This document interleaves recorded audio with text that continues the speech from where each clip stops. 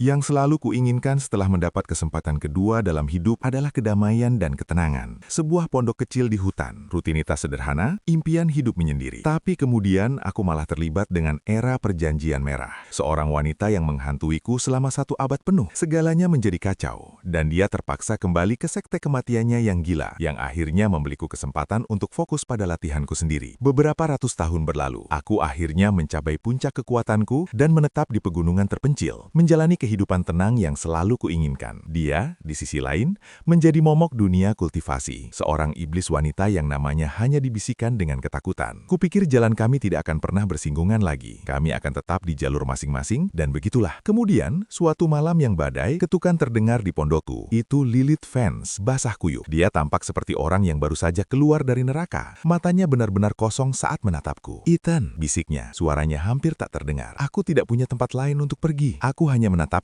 Ingatan tentang dia yang menahanku dan memukuliku habis-habisan 100 tahun yang lalu terlintas di benakku. Akhirnya, aku hanya mengulangi kata-katanya, mengucapkannya dengan nada mengejek yang panjang. "Aku tidak punya tempat lain untuk pergi." Udara membeku. Lilith berdiri di sana, siluet rapuh di ambang pintu. Rambut hitam legamnya menempel di pipi dan lehernya yang pucat. Gaun merah mencolok yang selalu dikenakannya compang-camping, bernoda coklat gelap karena hujan. Air menetes dari ujung gaun bercampur dengan darah, menciptakan aliran merah muda samar di tangga batu. Tapi matanya yang membuatku terpaku. Aku ingat matanya begitu bangga dan cerah, baik saat dia marah atau menggoda. Sekarang matanya kosong seperti mutiara yang dilapisi debu. Setelah pertunjukan kecilku, mata mati itu akhirnya berkedip. Mata itu fokus pada wajahku sejenak sebelum cahayanya kembali menyebar, hancur lebih parah lagi. "Apakah ini lucu?" Suaranya sama seperti yang kuingat, lembut tapi tanpa nada tajam seperti biasanya. "Aku mengerti. Maaf mengganggumu. Aku akan pergi." Dia bahkan sedikit menundukkan kepala sebagai permintaan maaf. Sesuatu yang Lilith dari berabad-abad yang lalu tidak akan pernah lakukan. Aku menyilangkan tangan, memperhatikan dengan seksama saat dia berbalik dan melangkah mundur di tengah hujan deras. Tepat saat kakinya hendak melewati ambang pintu, aku menghentikannya. "Tunggu." Kakinya berhenti di udara sebelum dia sengaja menjejakkannya, membuat seluruh tubuhnya kembali ke hujan. Seolah-olah dia mencoba mempertahankan secercah perlawanan terakhir di depanku. Dia tidak berbalik. Suaranya sangat lemah sehingga aku bisa mendengar usahanya untuk terdengar kuat. "Apa? Kau ingin mempermalukanku lagi?" "Well, itu bagian dari itu. Kesempatan seperti ini tidak datang setiap hari," kataku, berjalan mendekat dan mengambil 2 payung untuk di belakang pintu. Aku membuka satu dan melangkah keluar di sampingnya, memegangnya. "Tapi yang terpenting, aku perlu memastikan sesuatu. Kau datang ke sini sendirian kan?" Hujan berhenti mengguyurnya. Lilith yang tadi menatap tanah, mendongak menatapku dengan terkejut. Secercah fokus kembali ke pupil matanya. "Ambil ini, dan tolong jangan menatapku seperti itu. Kau tidak akan melacakku jika kau tidak menginginkan bantuanku kan?" Aku mendorong payung ke tangannya dan mulai berjalan, sambil memegang payungku sendiri di atas kepala. "Sepertinya kau benar-benar lemah sekarang. Kau bahkan tidak menyadari tikus-tikus itu mengikutimu. Aku melihatmu." Bibirnya sedikit terbuka, tapi hanya itu yang bisa ia ucapkan. "Baiklah, baiklah. Aksi boneka rusak ini memang baru, tapi aku tidak menyukainya." Aku meliriknya dan memutar payungku sedikit. Tetesan air berterbangan. Dari tepinya, masing-masing dipenuhi dengan kekuatan dahsyatku, melesat ke segala arah. Tepat pada saat yang sama, puluhan bilah pedang berkelebat dari hutan di sekitarnya. Semuanya mengarah ke kami. Bilah-bilah itu bertabrakan dengan tetesan air, meletus menjadi kabut putih halus. Aku menatap Lilith, ekspresiku tampak santai. "Masuklah, aku akan segera kembali." Mungkin aksi kecilku telah mengejutkan para penyerang, karena tidak ada yang bergerak sampai Lilith aman di dalam dengan pintu tertutup. Pandanganku menyapu hutan, menembus pepohonan, mengamati semuanya. Wah, 37 orang. Apa yang telah dia lakukan? Aku bergumam pada diri sendiri, lalu membiarkan suaraku yang diselimuti energi gaib keluar. "Kalian semua telah menempuh perjalanan jauh. Mengapa tidak keluar untuk mengobrol?" Setelah beberapa saat, beberapa sosok mulai muncul dari bayangan, diam-diam mengelilingiku. Pemimpin mereka menatapku tajam. "Siapa kau? Mengapa kau melindungi iblis wanita itu?" "Hanya seorang pengembara biasa. Dan sungguh, kau tidak akan bicara." Aku bisa merasakan para penyihir di belakangku diam-diam beralih ke posisi menyerang. Pria yang berbicara kepadaku mendengar jawabanku, dan wajahnya langsung berubah penuh kebencian. "Oh, aku mengerti. Kau pikir seorang pengembara tidak punya bala bantuan? Mangsa yang mudah." Dalam sekejap, dia memanggil pedang panjang dan mengayunkan bilahnya dengan ringan menembus hujan. Siapapun yang bersekutu dengan iblis perempuan itu, pasti salah satu dari mereka. Kekuatannya sangat besar. "Semua yang bersamaku, gunakan kekuatan penuh kalian dan bunuh dia. Bunuh." Dalam sekejap, pedang hantu, formasi mantra berbisa, dan segala macam jimat ajaib menghujani diriku. Setiap serangan merupakan pukulan mematikan yang ditujukan ke titik vitalku. Aku menghela napas, melangkah maju dan membiarkan auraku jatuh dari langit seperti beban fisik. Mengapa tidak ada yang pernah mendengarkan? Satu langkah itu mengirimkan gelombang kejut tekanan yang meledak keluar, cukup kuat untuk menyebarkan awan di atas kepala. Pada saat itu juga, setiap mantra dan cahaya pedang hancur menjadi ketiadaan. Para penyihir yang lebih lemah berlutut dan roboh, sementara hanya segelintir yang berhasil tetap berdiri tegak menopang diri mereka di tanah. Lihat, jauh lebih baik. Aku menutup payungku dan memandang pemimpin itu dengan geli. Kekejaman Kekejaman telah hilang dari wajahnya, digantikan oleh teror murni. Dia berlutut di tanah, memaksakan kata-kata keluar dari tenggorokannya. Junior tidak menyadari bahwa seorang senior tinggal mengasingkan diri di sini. Mohon maafkan kesalahanku. Saya Scott Miller dari Gunung Ethel, murid guru Valerius. Saya mohon Anda mengampuni nyawa saya. Wow, sombong sesaat, serak di saat berikutnya. Menyedihkan. Kau tahu, aku lebih suka tatapan menantangmu sebelumnya. Bisakah kau mengembalikannya? Aku memainkan payung di tanganku, berpura-pura berpikir, tidak langsung menjawabnya. Melihat bahwa aku tidak langsung membuluhnya, secercah harapan melintas di wajah Scott. Dia buru-buru menambahkan, guruku adalah transenden setengah langkah, kekuatan yang besar. Kuharap senior akan mempertimbangkan ini dengan cermat. Jika kau menyerahkan iblis wanita itu, kita bisa berpura-pura hari ini tidak pernah terjadi. Ekspresinya menunjukkan bahwa dia benar-benar salah memahami situasi. Aku dengan lembut mengetuk ujung payungku yang tertutup ke dahinya. Jangan salah paham. Aku hanya ingin tahu, mengapa aku belum pernah mendengar tentang Gunung Ethel atau gurumu. Hanya setengah langkah. Lupakan saja. Apa? Mulai sekarang, aku memintamu untuk menjawab. Mengerti? Ya, tentu saja senior. Silahkan bertanya. Kepala Scott terhimpit di tanah. Lumpur menodai wajahnya. Payung tipis yang menempel di dahinya terasa lebih menakutkan daripada pedang manapun. Kepanikan melanda pikirannya. Gunung Ethel telah menjadi pemimpin kaum Saleh selama lebih dari seabad. Bagaimana mungkin ada orang yang belum pernah mendengarnya? Dia adalah penyihir yang kuat, namun dia tidak punya kesempatan. Apakah pria yang tampak muda ini salah satu monster kuno yang telah melewati ujian terakhir mereka? Pertanyaan pertama, aku menatap tubuhnya yang tergeletak, sedikit menekan suaraku. Apa yang telah dilakukan Ketua Evans selama beberapa ratus tahun terakhir ini? Mantan ketua mengundurkan diri 200 tahun yang lalu. Dia telah berkeliling dunia. Scott tergagap. Aku mempertimbangkannya sejenak. Baiklah, pertanyaan kedua. Mengapa kau memburu Lilith Vance? Ketika aku mendorong pintu hingga terbuka, Lilith menerjang. Belati di tangannya mengarah langsung ke wajahku. Dia berhenti tepat waktu. Ujung yang sangat tajam melayang 1 inci dari mataku. Mengenalnya, bilahnya mungkin dilapisi racun. Semuanya sudah diurus. Menyadari itu aku, ketegangan pun sirna darinya. Belati itu jatuh ke lantai. Tubuhnya yang selama ini ditopang oleh tekad kuat, akhirnya lemas. Dan dia ambruk ke pelukanku. Terengah-engah. Kenapa kau tidak menghindar? Aku ingin melihat apakah kau masih akan menyerang penyelamatmu seperti terakhir kali, kataku sambil mengangkatnya. Aku mengabaikan darah dan air hujan yang membasahi pakaianku dan dengan lembut membaringkannya di tempat tidur. Dasar mesum. Kau masih berani mengungkit itu? Lilith tersenyum lemah, tetapi wajahnya meringis kesakitan saat gerakan itu menarik lukanya. Mungkin kau harus lebih sedikit bicara. Jangan mati di sini, kataku sambil mengambil gulungan perban dari ruangan lain. Bukannya aku belum pernah melihat semua ini sebelumnya. Aku memang menyelamatkanmu dari binatang iblis itu, kau tahu? Batuk,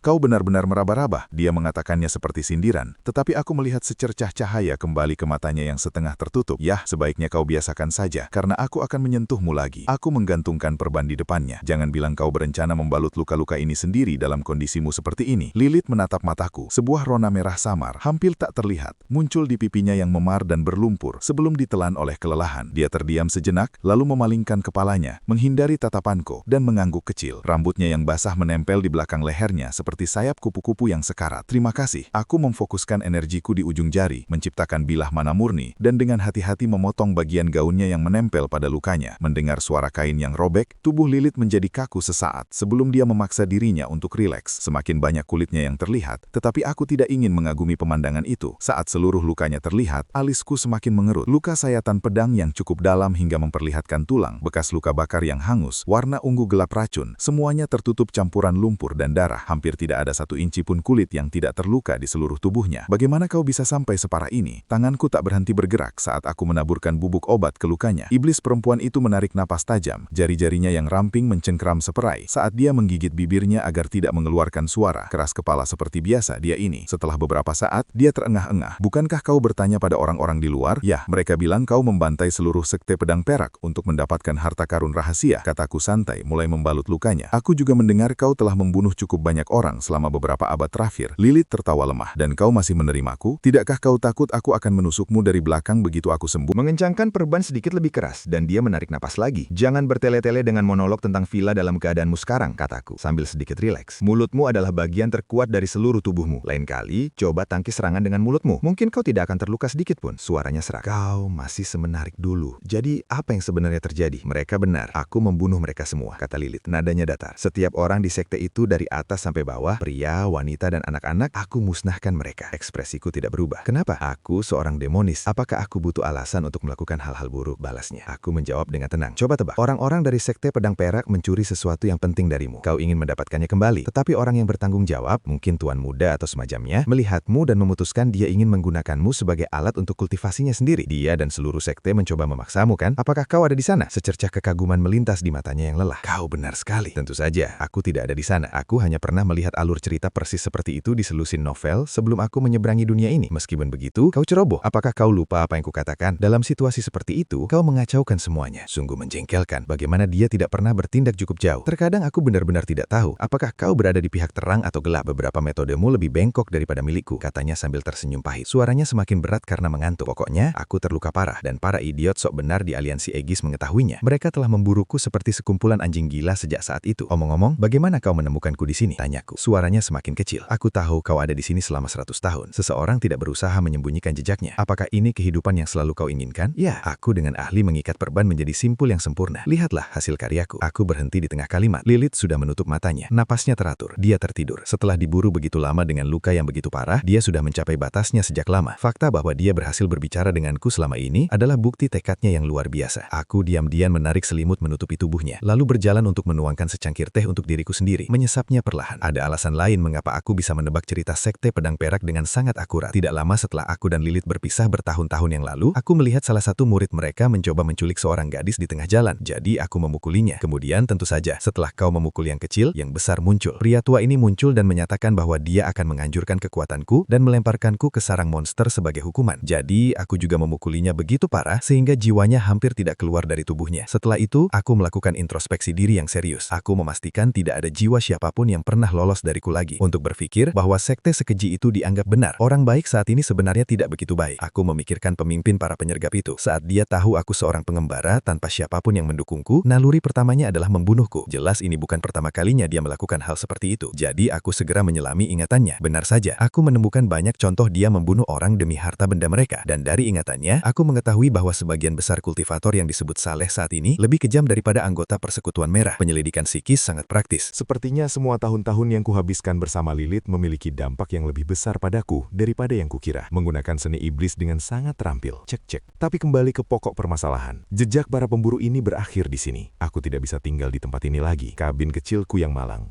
Aku mengusap meja kayu. Pandanganku beralih ke Lilith yang sedang tidur. Dia tampak begitu damai. Aku masih tidak yakin dari mana kepercayaan penuhnya padaku berasal. Aku akan membawanya pergi dari sini besok. Bala bantuan mereka akan segera tiba. Aku tidak mengkhawatirkan orang-orang kecil itu. Yang menarik perhatianku dalam ingatan Scott adalah guru dari gurunya. Dia bukan hanya seorang transenden kuno, tetapi juga kenalan lamaku. Keesokan harinya, Lilith bangun. Wajahnya masih pucat, tetapi pipinya sudah sedikit merona. Aku akan memeriksanya saat dia tidur. Dia telah kehilangan banyak energi intinya dan butuh waktu untuk pulih. Dia mencoba berbicara, tetapi kemudian dia menyadari ada sesuatu yang salah. Dia terbungkus seperti mumi dengan hanya matanya yang terlihat. Apa-apaan ini? Kemarin tidak seperti ini. Aku membaca makna di matanya saat aku membantunya duduk, melepaskan perban dari kepalanya. Kau berbicara dalam tidurmu tadi malam. Suaranya keras. Seseorang dengan tingkat kekuatanmu terganggu oleh sedikit suara. Lilith membalas. Katakan saja yang sebenarnya. Berapa tingkat kultivasimu sekarang? Aku berpikir sejenak. Aku berada di tingkat ke-9. Puncak tertinggi. Penyelesaian agung dari setengah langkah menuju kenaikan. Baiklah, jangan jawab. Lilith terdiam sejenak, lalu menatapku. Terima kasih untuk semuanya. Aku hanya balas menatapnya, tanpa berkata apa-apa. Dia sedikit menyusut di bawah tatapanku. Apa masalahnya? Bisakah kau mengulanginya lagi? Mendengar kata-kata terima kasih darimu adalah peristiwa sekali seumur hidup. Aku perlu merekamnya dengan kristal memori. Kembalikan momen rasa terima kasihku. Aku terkekeh. Lalu ekspresiku berubah serius. Aku melakukan pengintaian saat kau tidur. Ternyata kau adalah buronan. Lilith tidak terkejut. Ya, aku benar-benar mempermalukan kaum wanita yang soleh kali ini. Kau juga dicari oleh Crimson Covenant, kataku, sambil memperhatikan reaksinya. Apakah kau begitu tidak populer di kampung halamanmu? Bukankah seharusnya kau menghiburku sekarang? Dia menatapku. Meskipun dia tampaknya tidak terlalu terkejut. Kau mengharapkan ini? Covenant penuh dengan pertikaian internal. Tetapi ini menjawab satu pertanyaan untukku. Mata Lilith berubah dingin. Aku menangkap alur pikirannya. Perjanjian itu mengkhianatimu. Aku akan membuat mereka membayar. Dan apa yang kau lakukan? Lilith menatapku dengan aneh. Bukankah sudah jelas? Aku mengangkat mangkuk dan sendok. Buka mulutmu. Tidak, tidak. Kumohon jangan. Ini benar-benar aneh. Aku bisa melakukannya sendiri. Kau terluka. Aku Vos. Kita perlu makan dan kita perlu pergi. Kau sudah berusia ratusan tahun. Mengapa kau masih pemalu seperti pertama kali kita bertemu? Memang pantas kau mendapatkan ini. Karena masih lajang selama berabad-abad. Lilith bergumam. Pergi. Maksudmu lari? Aku mengangkat bahu. Kata-kata untukku, bagaimana rasanya? Enak. Satu suapan lagi kumohon. Dan terima kasih. Ngomong-ngomong, kemana kita akan lari sekarang? Karena aku dicari oleh kedua belah pihak. Mungkin tidak ada tempat di dunia ini untukku pergi. Lilith menelan seteguk bubur dan mengungkapkan kekhawatirannya. Mendengar itu, aku menatapnya dengan sama bingungnya. Aku memberinya satu sendok lagi dan menjawab pada saat yang sama. Apa yang kukatakan tadi? Kita sedang berlari. Setelah buburnya habis, aku berdiri dan mengulurkan tangan tanganku padanya. Ayo pergi, waktunya membersihkan rumah. Aliansi Aegis telah mencari markas Crimson Covenant selama berabad-abad tanpa hasil. Bukan hanya karena letaknya tersembunyi dengan baik, tetapi juga Karena Covenant memindahkan markasnya setiap beberapa tahun, licik seperti rubah dengan 3 liang. Untungnya, aku memiliki GPS manusia di sini bersamaku. Setelah beberapa hari beristirahat, Lilith dapat bergerak tanpa banyak kesulitan. Dia sekarang berjalan di depanku, membimbingku ke markas Covenant. Kami berjalan melalui hutan pegunungan. Kabut tipis hujan menerpa penghalang energi pelindung di sekitar kami. Jalannya berbahaya, dan jalan di depan diselimuti kabut. Tanpa pemandu dari Covenant, kebanyakan orang akan tersesat di formasi ilusi pegunungan. Kabut ini diciptakan oleh susunan pertahanan seks. Itu hanya dirancang untuk membuat orang kehilangan arah, bukan untuk terlihat mencolok. Bahkan seorang penyihir yang kuat pun akan tersesat di sini untuk sementara waktu. Hanya anggota Covenant yang tahu jalan yang benar. Lilith menjelaskan, napasnya sedikit berat. Dia agak goyah di jalan yang licin. Poninya basah oleh embun, tetapi dia hanya menepisnya dengan acuh tak acuh. Aku mempercepat langkahku untuk berjalan di sampingnya, berbicara tepat saat dia hendak mempercepat langkahnya. Bagaimana jika kita menerobos formasi dengan paksa? Wanita sialan ini sangat keras kepala. Dia jauh lebih imut ketika dia lemah dan tak berdaya. Aku bergumam pada diri sendiri. Mereka jelas akan menyadarinya. Lilith benar-benar tidak peduli padaku. Dia menggigit bibir merahnya. Suaranya dipenuhi kekhawatiran. Kau banyak bicara, tetapi Covenant memiliki 3 tetua tingkat transenden, dan semua pemimpin lainnya juga penyihir yang kuat. Ditambah lagi, semua artefak terkutuk mereka. Masuk ke sana seperti ini adalah misi bunuh diri. Oh, apakah kau mengkhawatirkanku? Aku menatapnya dengan main-main. Kebanggaan Lilith muncul. Aku hanya khawatir jika kau mati, aku akan ikut terseret bersamamu. Jangan khawatir. Mereka hanya punya 1 markas, tapi kita berdua. Aku menunjuk diriku sendiri, lalu ke arahnya. 2 lebih besar dari 1. Keunggulan ada di pihak kita. Lilith tersandung. Matanya membelalak tak percaya saat menatapku. Apa yang dia bicarakan? JPG. Kau serius? Melihat bahwa aku tidak bercanda, Lilith menepuk dahinya. Aku pasti gila. Aku tidak percaya aku begitu mudah tertipu oleh sandiwaramu, seperti bertahun-tahun yang lalu. Dia meraih tanganku. Ayo kembali. Kita bisa mencari tempat untuk bersembunyi. Tunggu aku pulih dan menembus ke level berikutnya. Kemudian kita bisa membuat rencana jangka panjang. Tapi dalam keadaan lemahnya, dia bukan tandinganku. Aku dengan mudah menariknya kembali. Menatap matanya, aku bertanya, katakan padaku, kapan aku pernah berbohong padamu? Lilith terdiam, lalu berkata pelan, kau bilang kau tidak melihat apapun saat itu. Sampai kapan kau akan terus berpegang pada itu? Baiklah, setelah ini selesai, aku akan membiarkanmu membalas dendam. Sebuah urat berdenyut di dahiku. Aku menggenggam tangannya dan terus berjalan. Tenang, katakan saja kemana harus pergi. Lilith tanpa sadar menatapku sekilas dari atas ke bawah, dan bahkan menelan ludah.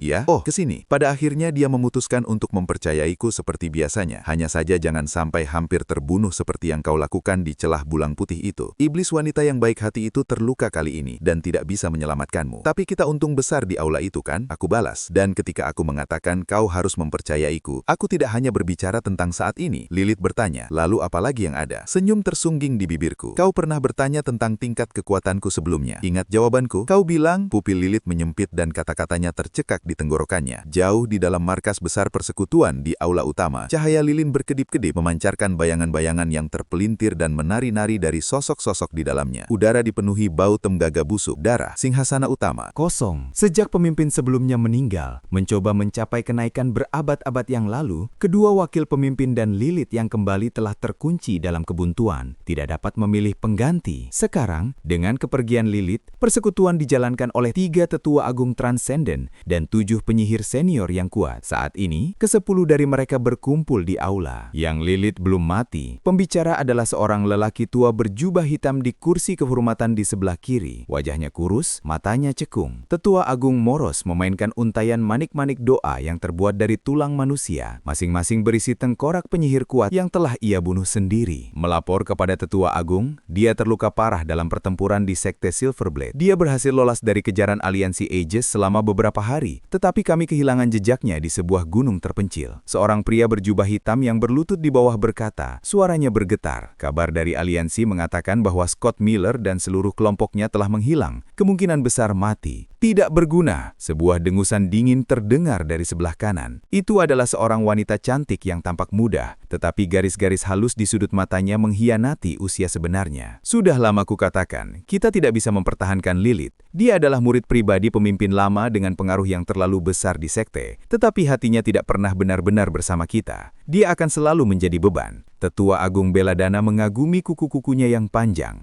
Jika kalian semua tidak begitu sentimental tentang gelarnya, kita pasti sudah merebut tahta, menyatukan persekutuan, dan melancarkan serangan balik terhadap aliansi. Keheningan menyelimuti. Ketujuh penyihir senior saling bertukar pandangan. Salah satu dari mereka, seorang lelaki tua berambut putih dan berjenggot, berdaham. Para tetua agung, Lilith bagaimanapun juga, telah memberikan jasa besar bagi perjuangan kita. Selama perang besar, jika dia tidak sendirian mematahkan serangan 3 arah aliansi, persekutuan kita mungkin akan berhasil. Masa lalu adalah masa lalu. Belladonna meremas sandaran kursinya, pecahan-pecahannya berjatuhan ke lantai. Sekarang dia telah memberontak, membantai seluruh sekte demi warisan pemimpin sebelumnya, dan terluka parah.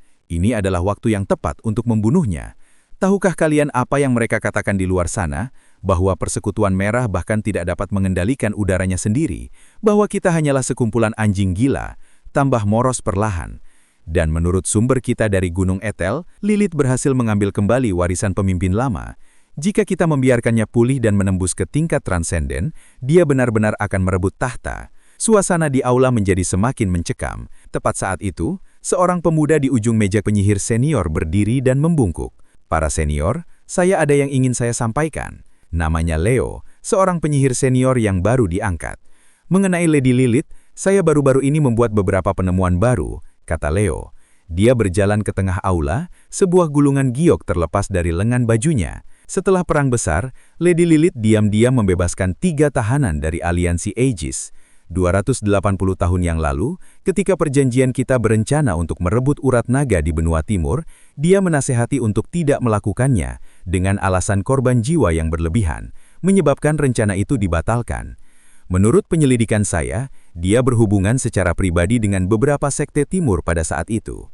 150 tahun yang lalu, dia menggunakan sesi pelatihan tertutup sebagai alasan untuk menolak berpartisipasi dalam pengepungan terhadap lingkaran suci. Dan putri pemimpin lingkaran suci, saya yakin adalah kenalan lama Lady Lilith dari masa mudanya. Satu persatu, kejahatan-kejahatan itu terungkap, dan wajah semua penyihir senior berubah menjadi pucat. Bagi mereka yang menganggap Lady Lilith sebagai pahlawan, berita itu seperti petir dari langit.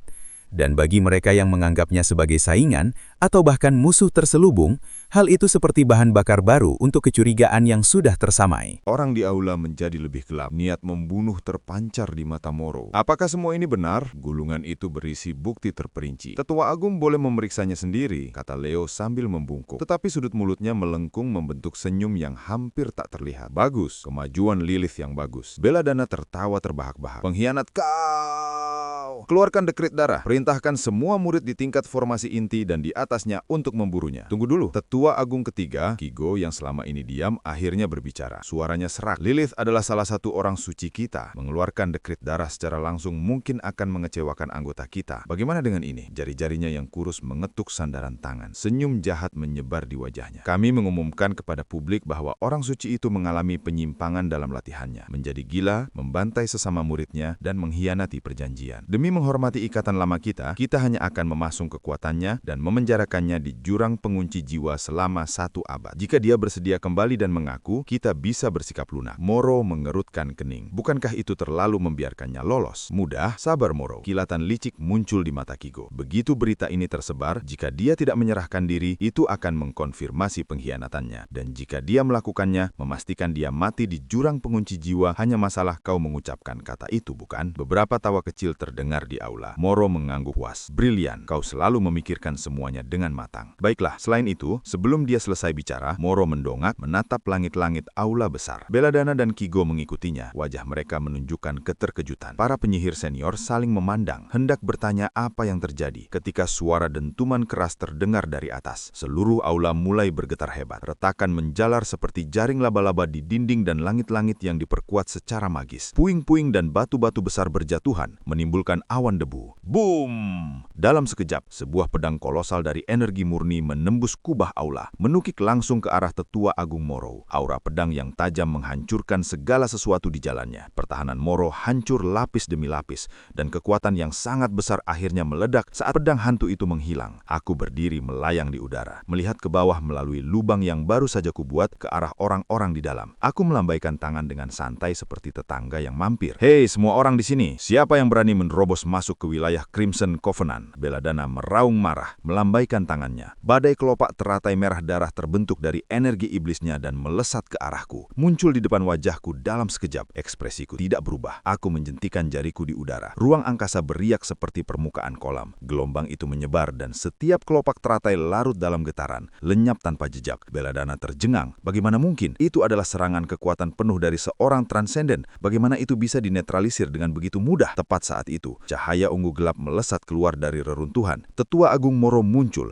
tampak benar-benar hancur. Jubahnya compang-camping, kulitnya dipenuhi retakan berdarah, dan auranya kacau. Tapi yang paling mengejutkan adalah separuh tubuhnya hilang begitu saja. Seketika semua orang menatapku dengan ketakutan yang mendalam, tapi ketakutan Moro bercampur dengan kegilaan fanatik. Dia menatapku, suaranya histeris. Puncak alam transenden. Tidak, bukan itu. Kau melampaui itu. Itu samar, tapi itu aura kenaikan. Siapakah Kau sehingga telah menyentuh ambang batas keilahian? Aku menatap Moro, lalu berbalik dan bertanya, apakah geyser tua ini punya semacam jimat penyelamat nyawa? Tetua Agung Moros memiliki boneka pengganti yang bisa menerima pukulan fatal untuknya. Sebuah suara yang membuat wajah para anggota Covenant berubah, bergema dari belakangku, saat Lilith perlahan melayang ke atas. Sudah kubilang, pelan-pelan. Aku belum selesai dengan perkenalannya. Melihatnya, Belladonna menjerit. Lilith Vance, kau pengkhianat. Berani-beraninya kau bersekongkol dengan orang luar untuk menghancurkan markas kami. Seharusnya kami sudah menyingkirkanmu sejak lama. Pengkhianat? Siapa pengkhianat sebenarnya? Kata Lilith dingin. Aku pergi untuk mengambil warisan tuan kita, dan kau menjual lokasiku kepada aliansi Aegis. Siapa yang mengkhianati siapa? Kau! Belladonna sangat marah, hingga kerutannya tampak bertambah banyak. Melihat dia akan melanjutkan, aku bertepuk tangan. Suaranya bergema di aula reruntuhan. Baiklah, baiklah semuanya. Tenang, mengabaikan Belladonna yang sedang marah, aku menatap Lilith. Dengan siapa kau paling bermusuhan? Nada bicaraku terdengar santai. Seolah-olah aku bertanya, apa menu makan siang hari ini? Lilith menunjuk langsung ke arah Tetua Agung Belladonna. Mengerti. Bahkan sebelum dia menyelesaikan kalimatnya, aku mengangkat tangan dan melepaskan satu serangan pedang. Belladonna mengerahkan semua pertahanannya, bersiap menerima dampaknya. Tapi sedetik kemudian, tidak terjadi apa-apa. Bahkan Moros dan Kigo, yang tadinya siap membantu, terdiam kebingungan. Jadi itu hanya gertakan, kata-kata Belladonna tercekak di tenggorokannya. Garis merah tipis muncul di dahinya, dan menjalar ke seluruh tubuhnya. Ekspresinya berubah dari lega menjadi sangat tidak percaya. Dia mencoba mengatakan sesuatu lagi, tetapi tubuhnya terbelah rapi menjadi dua. Tepat di tengah, jiwanya hancur bersamanya. Dan begitu saja, Tetua Agung Belladonna, seorang iblis yang telah meneror dunia kultivasi selama berabad-abad, telah mati. Seorang transenden yang perkasa, tidak mampu membela diri bahkan untuk beberapa detik. Dunia menjadi sunyi. Tatapan semua orang berubah dari terkejut menjadi ketakutan yang luar biasa. Kecuali satu orang. Lilith menatapku, tercengang, memandangku seolah aku adalah makhluk mitos langka. Kau benar-benar tidak berbohong. Sudah kubilang, kapan aku pernah berbohong padamu? Aku tersenyum, lalu menatap markas yang hancur dan para penyintas di aula. Suaraku seperti hukuman mati yang menggema di telinga mereka. Dekrit darah, jurang yang mengunci jiwa. Kalian semua sedang mengobrol dengan begitu meriah. Boleh aku mendengarkan? Keheningan mencekam memenuhi aula. Moros dan Kigo menatap tubuh Belladonna. Wajah mereka berkedut tak terkendali. Satu serangan, tubuh dan jiwa hancur. Mereka bahkan tidak melihat jalur pedang itu. Tetua Agung Kigo mundur setengah langkah. Tangannya yang tersembunyi melakukan perhitungan panik. Semakin banyak dia menghitung, semakin pucat wajahnya. Sampai tiba-tiba dia batuk mengeluarkan seteguk darah. Ketujuh penyihir senior itu tampak ingin melebur ke dalam bayangan. Kepala mereka tertunduk seperti burung untu. Bagaimana rasanya? Tanyaku pada Lilith, sambil memperhatikannya menggeliat. Para orang suci dari perjanjian merah menutup mata mereka, menikmati momen itu. Rasanya luar biasa. Wajah Moros penuh kerutan saat ia memaksakan diri mengucapkan kata-kata itu. Tuan, pasti ada kesalahpahaman. Lagi pula ini urusan internal perjanjian kita. Jika tersebar kabar bahwa seorang senior ikut campur dengan begitu keras, itu tidak pantas. Kau pikir aku peduli tentang itu? Aku menatapnya dengan seringai,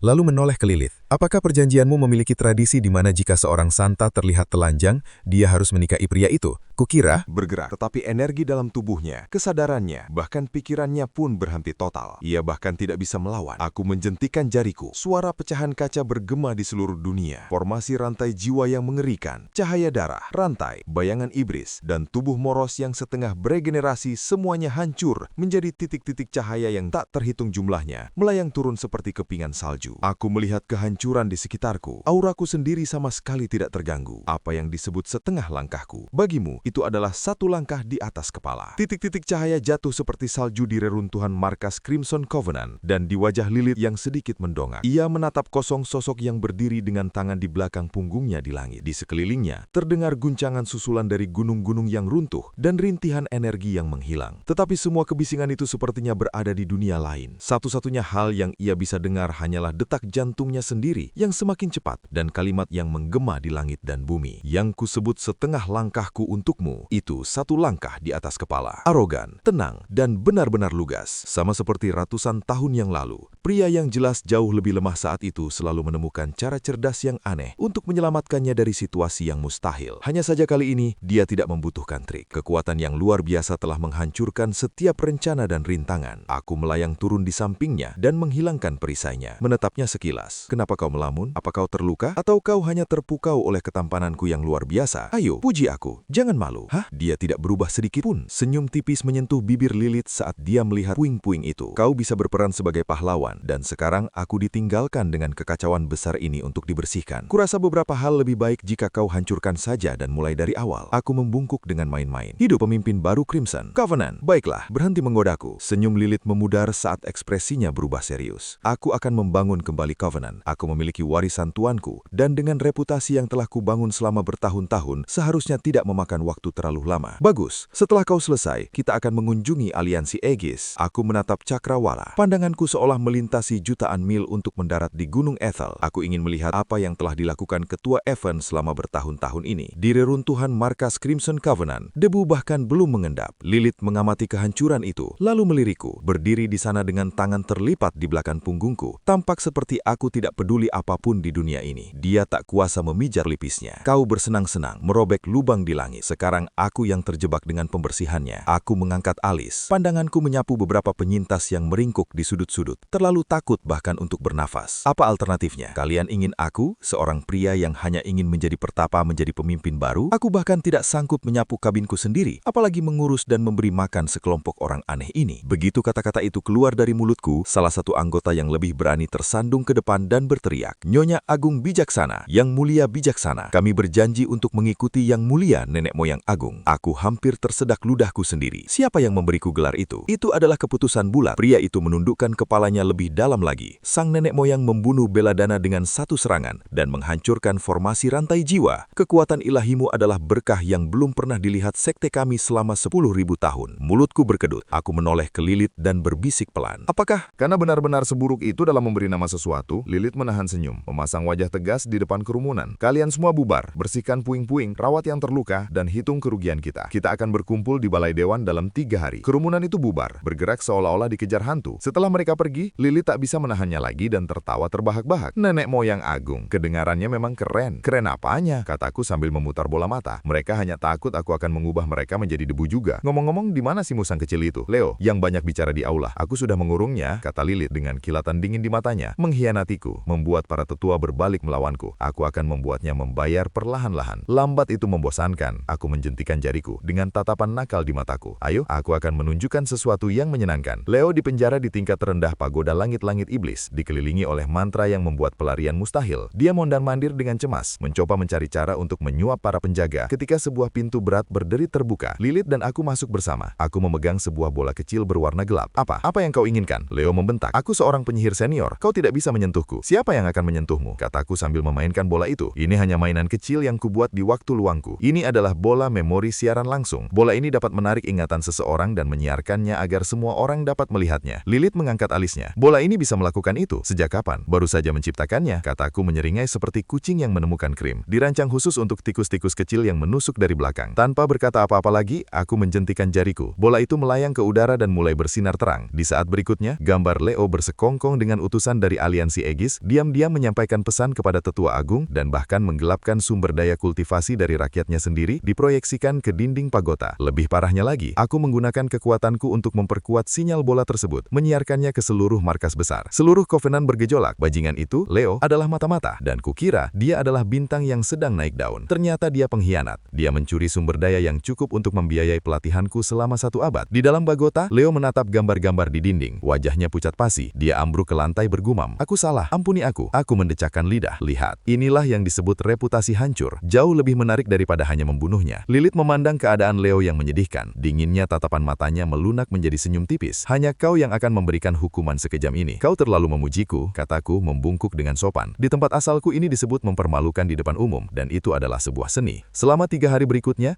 Lilith sangat sibuk. Dia menulis ulang hukum sekte, menenangkan para anggota, dan menangani para pengkhianat yang tersisa. Satu masalah demi masalah terus menghantui. Aku di sisi lain lain, menjadi parasit sejati. Aku menghabiskan hari-hariku berjemur di atap istananya, atau menyelinap ke dapur untuk mencuri buah-buahan dan kue-kue ajaib. Aku menjalani kehidupan yang lebih baik daripada saat menjadi pertapa. Suatu hari, aku sedang berjongkok di dapur, mengunyah buah persik berusia 1000 tahun ketika aku mendengar keributan di luar. Aku pergi untuk memeriksanya dan menemukan sekelompok penyihir dari aula hukuman sedang berdebat. Aturan aula itu sakral. Aturan itu tidak bisa begitu saja diubah. Lilith berdiri di tengah kelompok penyihir. Itu mengerutkan kening dalam-dalam. Jelas sudah kehabisan akal dengan para tradisionalis tua itu. Aku berjalan mendekat, masih mengunyah buah persikku. Ada keributan apa ini? Kalian mengganggu waktu makanku. Lilith menghela napas. Aku ingin mengubah aula hukuman menjadi aula pahala. Mulai sekarang, anggota akan diberi penghargaan atas perbuatan baik dan dihukum atas kesalahan tanpa penyiksaan dan pembunuhan. Tapi para anggota lama ini menolak, mengatakan itu melanggar tradisi perjanjian. Tradisi? Aku mencibir, melemparkan biji buah persik yang sudah dipetik bersih ke samping. Jadi tradisi kalian hanya saling membunuh. Tak heran tempat ini menjadi sarang kejahatan selama berabad-abad. Lupakan aula pahala, ubah saja menjadi ruang kartu. Ruang kartu? Semua orang termasuk Lilith menatapku dengan tatapan kosong. Ya, kataku bertepuk tangan, tiba-tiba antusias. Mulai sekarang, siapapun yang melakukan perbuatan baik akan mendapat 3 hari gratis di ruang kartu. Jika kalah, pihak rumah menanggungnya. Jika menang, mereka tetap bisa menggunakannya. Siapapun yang berbuat salah akan dihukum dengan harus bekerja sebagai pelayan di sana, menuangkan teh, membersihkan meja, dan merenungkan pilihan hidup mereka. Seluruh area menjadi hening. Para tradisionalis tua dari aula hukuman tampak seperti akan terkena stroke. Sesat, ini adalah bidah mutlak. Bagaimana dengan martabat perjanjian merah? Seberapa berharga martabat itu? Aku memutar bola mataku dan membiarkan sedikit tekanan tingkat esendenku keluar. Itu samar, tetapi setiap orang di sana merasakan jantung mereka berdebar kencang, seolah-olah gunung tak terlihat telah dijatuhkan ke atas mereka, membuat mereka sulit bernafas. Kurasa Ethan ada benarnya, kata Lilith yang pertama pulih memanfaatkan kesempatan itu. Sudah diputuskan, dalam 3 hari, aula hukuman akan diubah menjadi ruang kartu. Aturannya akan seperti yang telah dijelaskan Ethan. Keberatan apapun dapat diajukan sekarang. Kerumunan itu diam seperti kuburan. Siapa yang berani keberatan? Leluhur agung ini adalah monster yang dapat menguapkan seorang transenden dengan satu serangan. Kau tidak bisa berdebat dengan orang seperti itu. Dan demikianlah reformasi paling konyol dalam sejarah perjanjian merah diputuskan. Tak lama kemudian, rumor baru yang aneh mulai menyebar. Aula hukuman yang dulunya ditakuti kini menjadi tempat tawa dan permainan. Para algojo berwajah muram kini menjadi pelayan yang tersenyum dan memanggil, "Silakan lewat sini, Tuan." Para anggota tidak lagi tertarik untuk bertarung dan membunuh. Mereka terobsesi untuk menemukan cara mendapatkan poin agar bisa memenangkan batu roh di meja judi. Melihat transformasi ini, Lilith berkata kepadaku dengan ekspresi bingung antara jengkel dan geli, "Kau adalah ancaman. Kau telah mengubah sekte jahatku menjadi kasino. Itu namanya kemajuan," kataku sambil menyeruput tehku dengan santai. Lihat betapa bahagianya mereka sekarang. Jauh lebih baik daripada pertumpahan darah yang terus-menerus. Lilith menggelengkan kepalanya, tetapi harus mengakui bahwa sejak inovasiku, suasana di Covenant telah meningkat drastis. Aura kekerasan yang mencekik telah hilang. Dengan sebagian besar keadaan di Covenant sudah tenang, aku mulai memikirkan perjalanan ke aliansi Aegis. Suatu hari, aku menemukan Lilith tenggelam dalam tumpukan dokumen dan mengetuk mejanya. "Ayo kita pergi. Saatnya mengunjungi Gunung Ethel. Aku ingin melihat seberapa tangguh sebenarnya Guru Scott Miller." Lilith meletakkan gulungan gioknya dan mengangkat alisnya. "Kau yakin ingin pergi sekarang? Aliansi Aegis mungkin sangat membenci kita. Mereka mungkin telah memasang jebakan di mana-mana." "Jebakan?" Aku mendengus. "Bagiku itu hanya permainan anak-anak. Lagi pula kau bersamaku. Apa yang perlu ditakutkan?" Melihat ekspresi percaya dirinya, kehangatan menyebar di dadanya dan dia Tersenyum. Baiklah kalau begitu, mari kita kunjungi para munafik yang sok suci itu. Kami melakukan perjalanan dengan santai tanpa terburu-buru seperti perjalanan ke wilayah musuh. Kami berhenti di kota-kota untuk mencoba makanan lokal dan menonton para pemain jalanan. Tampak seperti pasangan yang sedang berlibur. Akhirnya, kami sampai di kaki Gunung Ethel. Kebetulan aliansi Aegis sedang mengadakan rapat umum besar untuk memerangi iblis wanita. Kaki gunung dipenuhi oleh para penyihir dari seluruh penjuru. Masing-masing lebih marah daripada yang lain. Semuanya berteriak tentang membawa keadilan ke negeri ini. Lilith dan aku berbaur dengan kerumunan, hampir tertawa terbahak-bahak saat mendengarkan slogan-slogan mereka. "Dengarkan mereka. Mereka menyebutmu iblis jahat yang kejam." Aku berbisik di telinganya, menggodanya. "Aku tidak menyadari kau begitu terkenal." Dia menatapku tajam. "Dan salah siapa itu? Jika kau tidak membalikan keadaan Covenant dengan satu tebasan pedang, aku tidak akan menjadi target utama mereka." Sambil tertawa dan berbicara, kami menuju aula dewan utama Gunung Ethel. Di dalam, Guru Scott Miller, Master Valeria sendiri, sedang memberikan pidato yang penuh semangat. Iblis itu, Lilith Vance, membantai seluruh sekte Silverblade. Dia bersekongkol dengan kekuatan gelap untuk merusak reputasi jalan kebenaran. Hari ini, kita para pembela keadilan harus bersatu untuk membasmi kejahatan ini dan memulihkan perdamaian di dunia. Kerumunan di bawah meraung setuju. maju. Teriakan mereka untuk darah mengguncang fondasi aula. Aku mulai bosan. Aku berjalan dan menendang pintu utama hingga terbuka. Sangat berisik. Suara malasku bergema di seluruh aula. Apakah kalian sudah selesai? Karena jika sudah, sekarang giliran saya. Semua orang menoleh. Seorang pria dan seorang wanita berdiri di ambang pintu. Pria itu berpakaian putih dengan aura santai, hampir lesu. Wanita itu mengenakan gaun merah menyala, sangat cantik. Tentu saja itu aku dan Lilith. Aula menjadi sunyi senyap. Setiap mata tertuju pada kami. Campuran antara ketertejunan dan ketakutan. Scott Miller pucat pasi dan mencoba bersembunyi di kerumunan. Gemetar. Master Valerias terkejut sesaat. Lalu wajahnya berubah marah. Sungguh kurang ajar. Kau berani berjalan langsung ke tangan kami. Penjaga, tangkap kedua iblis ini, teriaknya. Tetapi tidak seorang pun bergerak. Kau bercanda. Semua orang tahu pria berbaju putih ini telah membunuh Tetua Agung Belladonna dan menghancurkan formasi rantai jiwa. Dia adalah seorang transenden tingkat puncak, mungkin lebih. Menyerangnya akan menjadi bunuh diri. Aku terkekeh dan berjalan perlahan ke aula. Mataku tertuju pada Master Valerius. Jadi kau, Guru Scott, seorang transenden setengah langkah. Valerius merasakan hawa dingin menjalar di punggungnya di bawah tatapanku. Tetapi ia memaksakan diri untuk berdiri tegak. Benar, kau bisa bersekutu dengan iblis wanita dan membunuh penyihir saleh. Kau tidak akan meninggalkan Gunung Ethel hidup-hidup hari ini. Membunuh penyihir saleh, kataku. Seolah baru saja mendengar lelucon terlucu. Dan kalian begitu bersih. Sekte Pedang Perak menculik wanita dari jalanan. Gunung Ethel membunuh orang untuk harta mereka. Kau pikir aku tidak tahu tentang semua rahasia kotor kalian? Saat aku berbicara, aku menjentikan jariku, mengirimkan beberapa aliran cahaya yang memproyeksikan perbuatan kotor beberapa pemimpin tertinggi aliansi ke dinding aula agar semua orang dapat melihatnya. Sekarang, aula itu benar-benar bergemuruh. Ternyata tokoh-tokoh terhormat dari jalan kebenaran ini terlibat dalam berbagai aktivitas keji di balik pintu tertutup. Wajah Master Valerius pucat pasi karena amarah. Bohong! Jangan dengarkan tipu daya iblisnya. Dia memanggil pedang panjang pribadinya dan menebasku. Energi pedang itu tajam, membawa tekanan setengah langkah transenden. Dan itu pemandangan yang menakutkan. Lilith mulai bergerak, tetapi aku Mengangkat tangan untuk menghentikannya. Tenang, biarkan aku bersenang-senang. Aku mengangkat satu jari dan dengan lembut menjentikannya ke arah cahaya pedang yang datang. Itu tampak seperti gerakan biasa, tetapi mengandung kekuatan yang tak terbendung. Dentang. Dengan suara dentuman yang memekakkan telinga, cahaya pedang itu hancur berkeping-keping. Pedang Master Valerius hancur menjadi belasan bagian, dan dia terlempar ke belakang oleh kekuatan yang sangat besar, membentur salah satu pilar aula dan memuntahkan seteguk darah. Aku berjalan perlahan ke arahnya dan menatapnya, seringai di wajahku. Setengah langkah transenden, hanya itu yang kau punya. Dan kau ingin membalas dendam atas muridmu. Master Valerius menatapku. Matanya dipenuhi campuran teror dan ketidakpercayaan. Apa tingkat kekuatanmu yang sebenarnya? Tebak, kataku sambil tersenyum, mengarahkan seberkas cahaya lain ke arahnya. Sesaat kemudian, ingatan Valerius ditarik keluar dan diproyeksikan ke dinding. Semua orang menyaksikan dengan ngeri saat mereka melihat Valerius muda dengan brutal membunuh saudara sesektenya sendiri untuk mencuri harta karun. Jadi begitulah tipe orang Master Valerius. Kau tidak pernah bisa menilai buku dari sampulnya, dan aku memandangnya sebagai teladan kebenaran. Kerumunan bergumam di antara mereka sendiri. Tatapan mereka pada Valerius kini dipenuhi dengan penghinaan dan rasa jijik. Wajahnya pucat pasi. Valerius ambruk, tidak mampu berbicara. Aku tidak mau repot-repot lagi dengannya. Aku mengamati ruangan dan mengumumkan, aku tahu banyak dari kalian menginginkan bagian dariku dan Lilith, tapi izinkan aku memperjelas satu hal. Jika kalian menjaga diri sendiri, aku tidak akan mengganggu kalian. Tetapi jika ada yang mencari masalah, aku selalu senang untuk memenuhinya. Suaraku tidak keras, tetapi mengandung otoritas yang tak terbantahkan yang menggema di telinga semua orang. Kerumunan terdiam. Siapa yang berani berkata sepatah kata pun? Tepat saat itu, tawa riang bergema dari luar aula, selalu senang untuk menghibur. Ethan, anakku, ratusan tahun dan kau masih sombong seperti biasanya. Semua orang menoleh untuk melihat seorang pria tua berjubah sederhana berjalan masuk. Rambutnya putih, tetapi matanya tajam dan penuh kehidupan. Lilith berkedip. Ketua Evans, itu memang mantan pemimpin aliansi Aegis. Aku menatapnya dan mengangkat alis. Wah, lihat dirimu orang tua. Kau belum mati. Kupikir kau sudah melayang ke alam surgawi sekarang. Ketua Evans tertawa bertahak-tahak dan berjalan menghampiriku, menepuk bahuku. Kau masih hidup, jadi bagaimana mungkin aku mati? Aku menyimpan dendam selama bertahun-tahun setelah pukulan yang kau berikan padaku. Kata-katanya mengirimkan gelombang kejutan lain ke seluruh kerumunan. Pemuda ini juga telah memukuli mantan pemimpin aliansi Aegis. Aku memutar bola mataku. Hentikan omong kosong ini. Kau mengundurkan diri karena takut aku akan mencarimu, kan? Evans menggosok hidungnya dan terkekeh. Sebagian, tapi sebagian besar aku hanya lelah dengan semua politik.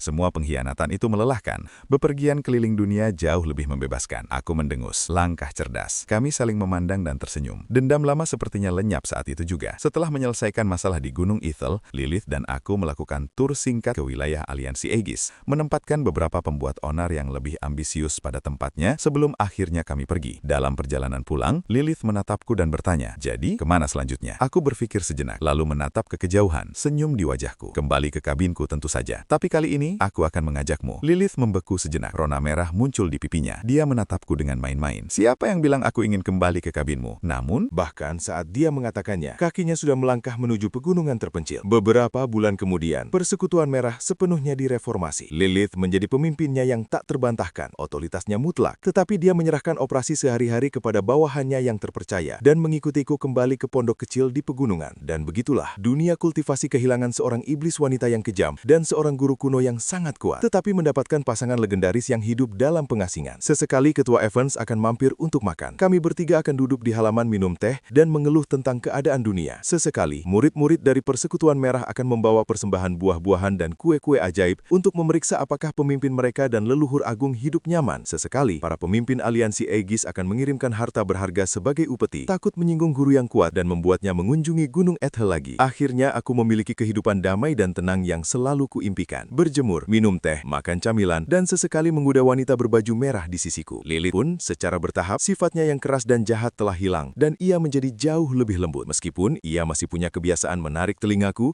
dan mengungkit keluhan lama dari berabad-abad yang lalu. Akui saja, kau mengintip saat aku mandi waktu itu kan? Dan aku akan tertawa dan memohon ampun. Sinar matahari menerobos masuk ke halaman, hangat dan lembut. Di kejauhan, pegunungan membentang, diselimuti awan dan kabut. Inilah kedamaian, inilah kebaikan.